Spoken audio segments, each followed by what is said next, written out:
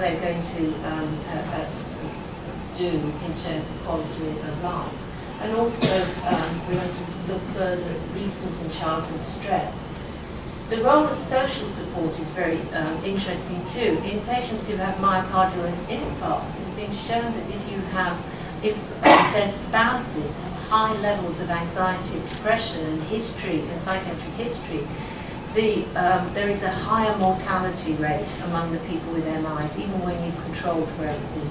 So we want to really see what the role is of spouses and partners in our patients with head and neck cancer, and we're going to be looking at that in one of the projects.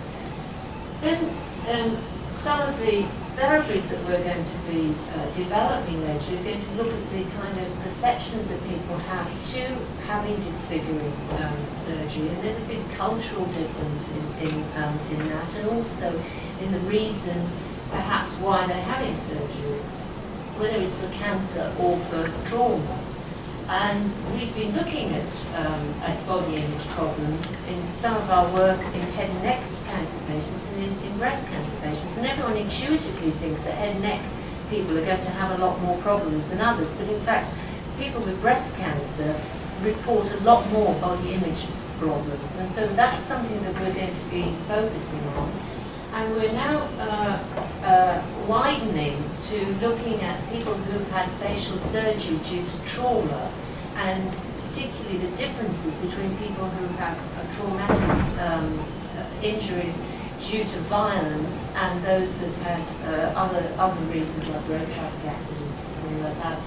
And so we're going to be exploring the hypothesis that people who have surgery for that kind of surgery, for that kind of trauma, are going to do a lot worse in terms of disfigurement than people who have the cancer surgery for a life-threatening illness.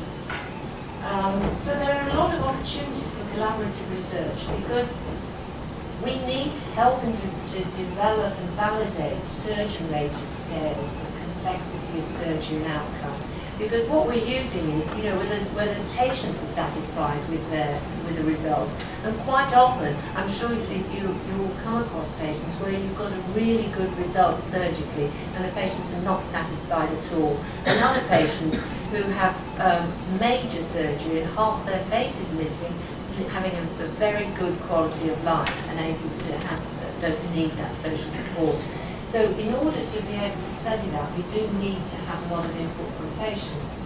And we need to be able to translate those screening methods and implementation of step care program into the clinic, because no matter how fantastic our program is going to be, if it doesn't work in a busy surgery clinic, there's no point to it.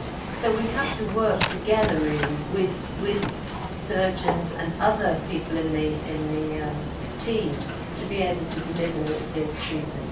So I hope that you will get involved in the projects. There are lots of aspects for trainees, and it gives you another perspective and another interest into treating patients with cancer and trauma. Thank you very much.